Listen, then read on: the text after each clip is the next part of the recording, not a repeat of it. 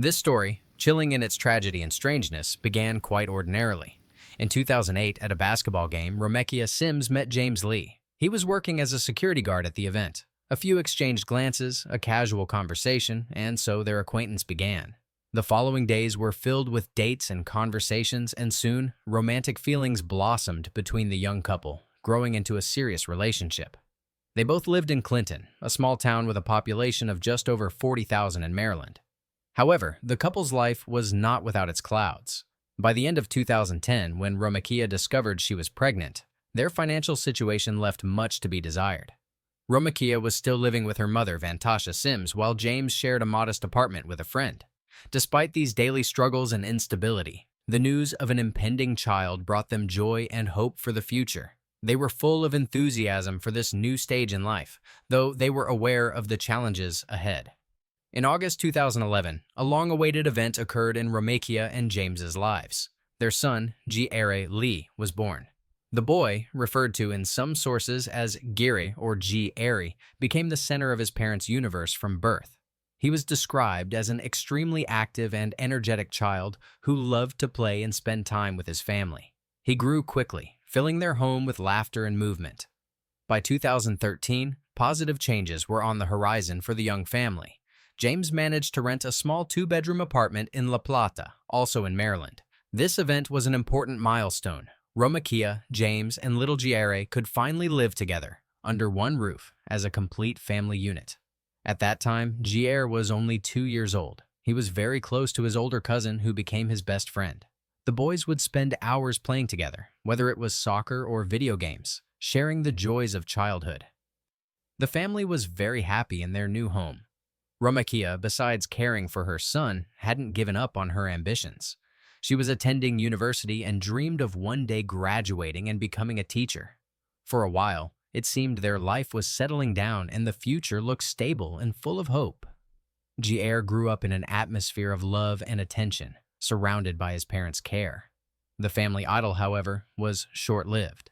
By 2014, the first serious cracks began to appear in Romekia and James's relationship. Accumulated disagreements and daily life issues led the couple to make the difficult decision to separate. Despite the breakup, they tried to maintain a civil relationship, primarily for the sake of their young son, Giere. After the separation, Romekia and Giere continued to live in the same apartment in La Plata that James had previously rented. She simply had nowhere else to go. James, in turn, moved back in with his friend, but continued to provide financial support to Romekia, helping cover expenses for their son whenever possible. For some time, Romekia worked as a sales associate in a store and continued her studies at university, not abandoning her dream of a teaching career. However, her life soon began to unravel. Romekia lost her job, which was a serious blow and further worsened her already precarious financial situation. Paying bills became increasingly difficult. Desperation grew as James's help, though regular, was not enough to cover all her needs, her own and her son's. It was during this difficult period, amidst personal struggles and financial hardship, that something in Romekia's mind seemingly snapped. She began to experience the first alarming symptoms of a mental disorder. Romekia started hearing voices that no one else could hear. Along with the voices came an all-consuming paranoia. She constantly felt that someone was watching her, that she was being followed. This was the beginning of her descent into a frightening world where reality was distorted by illness. Over time, Romekia's mental state deteriorated rapidly. The paranoia became more pronounced and the auditory hallucinations grew more intrusive and terrifying. She lived in constant fear, convinced that she and her son were in mortal danger. These fears manifested in panicked calls to her loved ones. On numerous occasions, Romekia would call her mother, Vantasha Sims, in a state of extreme agitation, claiming to see armed men trying to break into her apartment to kill her. Vantasha, overcome with anxiety for her daughter and grandson, would rush to her each time. However, upon arrival, she invariably found that there was no threat. The apartment was quiet, and no one was at the door. These were not isolated incidents. Romekia also called her stepfather with similar claims. Armed men were allegedly trying to break down her door. And again, when her stepfather arrived, he found no signs of danger. She would often hear the doorbell ring, but when she opened the door, no one was there. Remekia's family was seriously concerned about her condition. They even requested and reviewed security camera footage from around her apartment building, hoping to find some explanation for her fears or to identify the supposed stalkers. However, the cameras recorded nothing suspicious. It became evident that these threats existed only in Remekia's tormented imagination. By February 2015, the situation reached a breaking point. One day, Remekia called James. She was in a panic, speaking incoherently and claiming that someone was inside her apartment trying to harm her. James, concerned by her state, said he couldn't leave work immediately but promised to contact her mother. He kept his word and called Vantasha. Vantasha once again rushed to her daughter. Upon entering the apartment, she, as before, found nothing unusual. No signs of a break-in, no strangers. Only Remekia and little Giere were in the apartment. However, this time, Remekia's behavior was even stranger and more alarming than ever before. She seemed completely disoriented, withdrawn, and, most frighteningly, barely recognized her own mother, as if seeing her for the first time. Vantasha realized that her daughter was seriously ill and needed immediate help. Realizing the gravity of the situation, Vantasha Sims didn't hesitate. She decided to take Remekia to the hospital immediately. At the medical facility, after a series of examinations and tests, doctors confirmed Vantasha's worst fears. Remekia was diagnosed with paranoid schizophrenia and accompanying depression. This was devastating news, but it at least provided an explanation for her strange and frightening behavior. Remekia was prescribed medication intended to manage the symptoms of her illness and restore her ability to perceive reality adequately. Her doctors emphasized that only regular medication would help control the hallucinations and prevent further deterioration of her condition. After this, Remekia was discharged from the hospital. Vantasha understood perfectly well that her daughter needed constant care and supervision, especially in the initial stages of treatment. Moreover, Remekia was unemployed and barely making ends meet, and now she faced regular expenses for costly medications. Weighing all the circumstances, Vantasha invited Remekia and Giere to move in with her. At that time, Vantasha herself did not have a permanent home and was staying at a roadside hotel called the Deluxe in La Plata.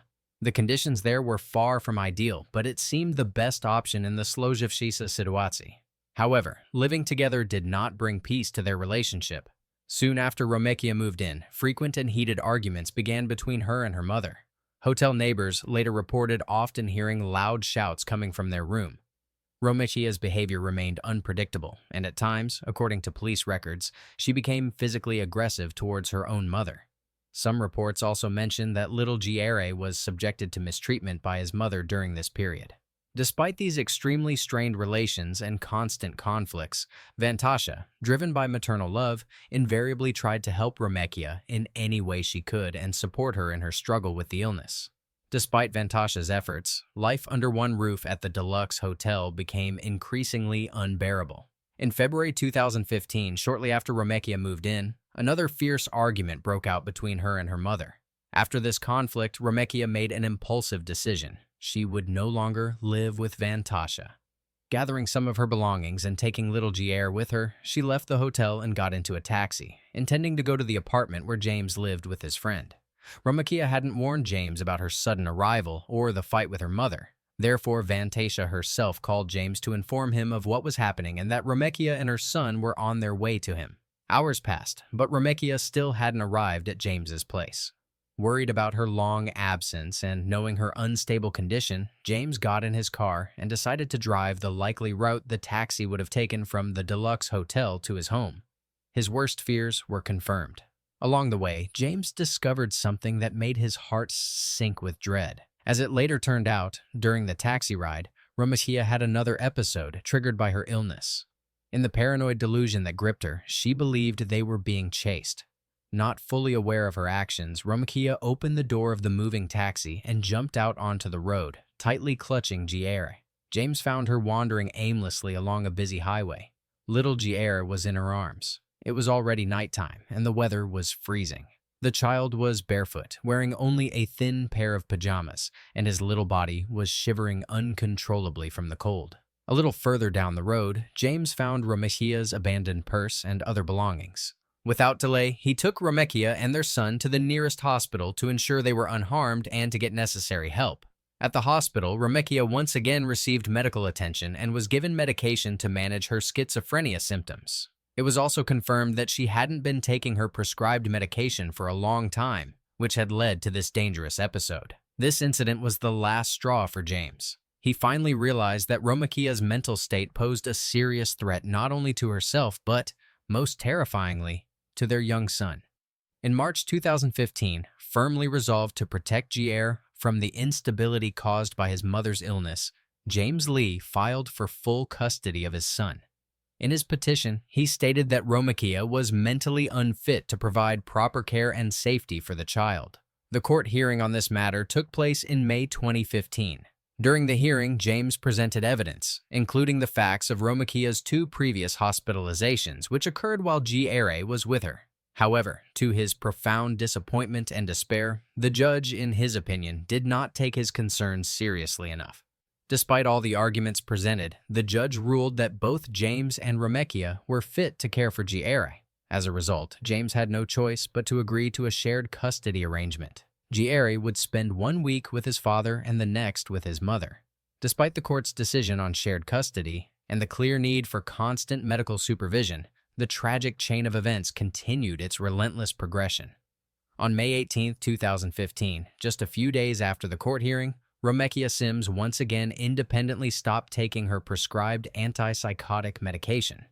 She would later explain this act by saying that, in her opinion, the drugs weren't working, and she saw no point in continuing them. This was a dangerous and misguided decision, the consequences of which proved catastrophic.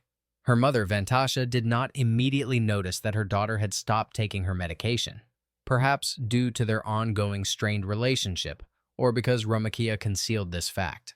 By the time Vantasha realized that her daughter's condition was deteriorating again, it was already too late to prevent the impending disaster. Without the restraining effect of the medication, the voices and hallucinations returned to Romakia with renewed force, distorting her perception of reality and dictating their gruesome commands. May 20, 2015 became the day when Romakia's fragile world finally shattered. Her behavior became noticeably strange, her speech incoherent and confused. She began telling her mother rambling things about some people who had allegedly come to the hotel and given her and little Jair some pills which they both had taken. These were clear signs of a relapse, the return of paranoid delusions. That same day, May 20th, Romakia informed Vantasha of her plans. She said she was going to the pharmacy to get some medicine for Jair, who, according to her, had a slight cold. Then she planned to take her son to a fast food place, and afterward go with him to the park so he could play a little. Vantasha perhaps didn't grasp the full extent of the alarming signs in her daughter's behavior or hoped that a simple outing wouldn't lead to anything bad. Around 11:15 a.m., Romakia Sims, along with 3-year-old Jair Lee, arrived at a local park in La Plata. It was an ordinary spring day. The park was not crowded. Romakia approached the playground, chose one of the swings, and sat her son on it. Then she began to push him, monotonously back and forth. This simple act, common for any mother and child in a park, became the beginning of a nightmare that would last for almost 2 days. After Romakia sat Jair on the swing and began to push him, time seemed to stand still for her. Minutes turned into hours, and she continued her monotonous movements, immersed in her own world, distorted by illness. The day drew to a close, the sun sank lower, and twilight began to fall upon the park. However, Romakia had no intention of leaving. Vantasha Sims, remaining at the hotel, began to worry. A long time had passed since her daughter and grandson had left. On the evening of May 20th, when Romakia had still not returned, Vantasha called her mobile phone to see if everything was all right. Romakia managed to answer the call. She assured her mother that they were fine and would be back soon. Her words may have temporarily calmed Vantasha, but it was a deceptive calm. The night passed, but Romakia and Jair never showed up at the hotel. The next day, May 21st, arrived. A worried Vantasha tried again and again to reach her daughter, but this time Romakia's phone was silent. She wasn't answering her calls. Vantasha's anxiety grew with each passing hour. Realizing something was wrong, she contacted James Lee, Jair's father, to inform him of the situation and her concerns. James himself was already beginning to worry. According to their shared custody agreement, he was supposed to pick up Jair for the upcoming weekend, starting that very week.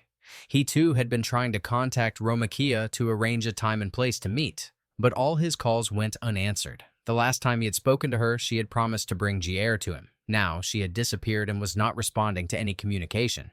Learning from Vantasha that Remekia hadn't spent the night at the hotel and her whereabouts were unknown, James became even more worried. Neither of them, Vantasha nor James, could have imagined what a terrible tragedy was unfolding at that very moment in the quiet park of La Plata. The next day, Friday, May 22nd, arrived. On this day, a local resident, a man who regularly walked through this park, noticed something very strange and disturbing. He saw a woman with a child on the swings, but the thing was, he had seen the same woman and the same child in the same spot the day before, and even the day before that, on May 20th. This meant that Remekia and Giere had been in the park on the swings for 2 days straight.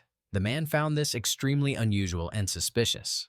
To see the same scene, a woman monotonously pushing a child on a swing for such a long time, was abnormal. Concerned by what he saw and sensing something was wrong, he decided not to ignore it and called the police to report the situation and ask them to check if the woman and child were okay.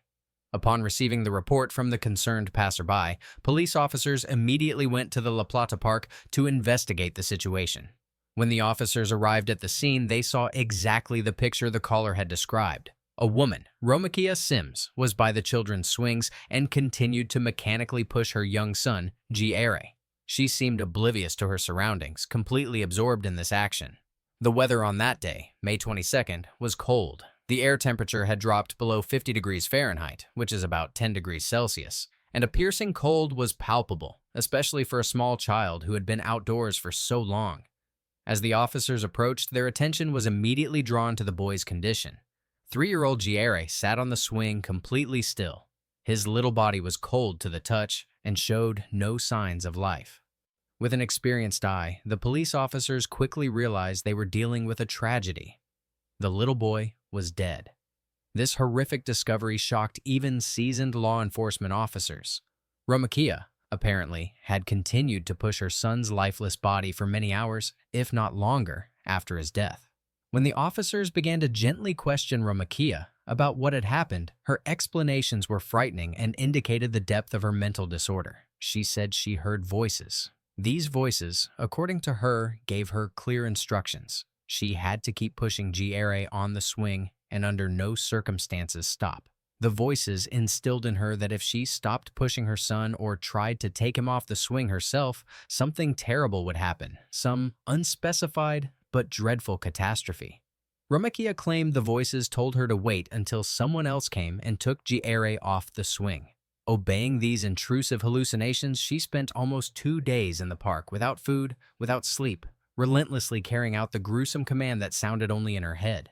She pushed her son until a random passerby interrupted this nightmarish ritual by calling the police. For Giere, it was already too late. The news of little Giere's tragic death and the circumstances surrounding it struck his father, James Lee, and grandmother, Vantasha Sims, like a devastating blow. They were overcome with grief. James was haunted by the relentless, tormenting thought. If only the judge back in May had listened to his concerns and granted him full custody of his son, this terrible tragedy could have been avoided. This, if only, weighed heavily on his heart, exacerbating an already unbearable pain of loss. Giere Lee's body was sent for a forensic medical examination. The autopsy results confirmed what was already evident given the circumstances. The boy died from hypothermia and dehydration. 2 days spent on a swing in cold weather, without food or water, under the care of a mother unaware of reality, had been fatal for him. Immediately after the discovery of the tragedy, Remekia Sims was taken from the park and transported to a hospital for a psychiatric evaluation. It was necessary to assess her condition and determine her awareness of her actions. The story of a mother who pushed her dead son on a swing for 2 days quickly spread through the media, causing widespread public attention and outcry.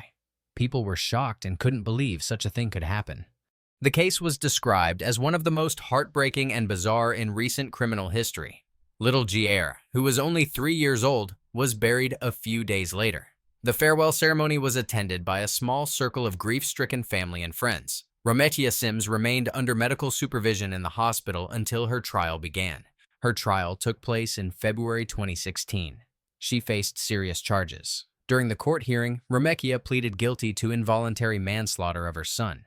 However, the key point of the trial was the consideration of her mental state at the time of the crime. A forensic psychiatrist who had evaluated Romekia testified in court. He confirmed that at the time of the tragedy, she was suffering from a severe form of paranoid schizophrenia. The expert stated that due to her illness, Romekia was not aware of her actions and could not fully comprehend their consequences when she kept her son on the swing for 2 days. Her perception of reality was distorted by her illness. Considering the expert's opinion and all the circumstances of the case, the judge ruled that Romekia Sims could not be held fully criminally responsible for Jier's death due to her mental condition. She was not found guilty in the sense that a sane person committing a crime would be. As a result, Romekia was not sent to prison. The judge ordered her release, but under very strict conditions. She was mandated to continue psychiatric treatment and to take all prescribed medications regularly. Failure to comply with these conditions could result in her being immediately rehospitalized or sent to a secure psychiatric facility. Additionally, the court imposed strict restrictions on Romekia's interactions with children. She was prohibited from being near any child without adult supervision. Regular medical evaluations were also mandated to monitor her medication adherence and overall mental state. The trial concluded, but the story of Romekia Sims and her little son Jier Lee left a deep and painful scar. For Romekia, life after the tragedy turned into a relentless struggle with her illness and the awareness of what she had done. According to some sources, she regularly visits her son's grave. These visits are filled with grief and remorse. She brings Jier toys, the very ones he loved to play with, and sings him songs, trying somehow to make up for the love and care he didn't receive in his last terrible hours. The pain of losing her son and the realization that her actions, albeit committed in a state of insanity, led to his death, will haunt her for the rest of her days. The case of Romekia and Jier became a tragic and frightening reminder of the destructive power of untreated mental illness. It starkly demonstrated how a severe disorder like paranoid schizophrenia can distort the perception of reality to such an extent that a loving mother becomes the unintentional cause of her child's death. This story underscores the critical importance of timely detection of mental disorders, early intervention, and the provision of adequate, accessible, and continuous psychiatric care. Little Jier, a cheerful and energetic child, became a defenseless victim of his mother's struggle with inner demons, leading to an unimaginable and heartbreaking outcome. What happened also raises complex questions about the responsibility of society and the healthcare system. It is necessary to create conditions where people suffering from mental illness and their families can receive comprehensive support without fearing stigmatization. It is important for the Child Protective Services and justice system to be more sensitive and attentive to cases where a parent's mental health raises serious concerns, especially when it comes to the safety and well-being of children. Perhaps more decisive action by the court at the custody hearing could have changed the course of events, but history doesn't deal in what-ifs. The tragedy of Jier Lee is not just a newspaper sensation or another criminal case. It is a call to action, a call for greater awareness of mental health issues, for compassion and support for those kto stalkuitsa sedimi tjalami nadugami. The loss of little Jier is an unhealed wound, but his story must serve as a bitter lesson for society, forcing a deeper understanding of the complexity of mental illness and its far-reaching, sometimes irreversible, consequences. Everything possible must be done to prevent similar tragedies from recurring so that children do not become hostages of their parents' illnesses, and so that everyone who needs help can receive it in time. The story of Romekia Sims and her son Jier Lee is a profoundly tragic narrative, exposing many complex and painful aspects. It touches on themes of love and despair, the fragility of the human psyche and the destructive power of illness, societal responsibility, and the imperfections in support systems.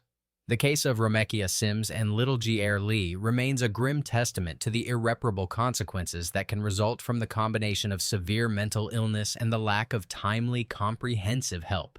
This is a story not only of one family's personal tragedy, unfolding against a backdrop of poverty, illness, and despair, but also of deep systemic problems that require the close attention of all of society to protect the most vulnerable, children, from similar nightmares. The memory of Jier Lee, an innocent victim of circumstances over which he had no control, serves as an eternal and mournful reminder of this fragility and of the terrible price sometimes paid for the untimely recognition of distress signals and the insufficiency of support for those in dire need. His short life, so horrifically cut short, calls for greater vigilance, compassion, and decisive action in the sphere of mental health care and child protection.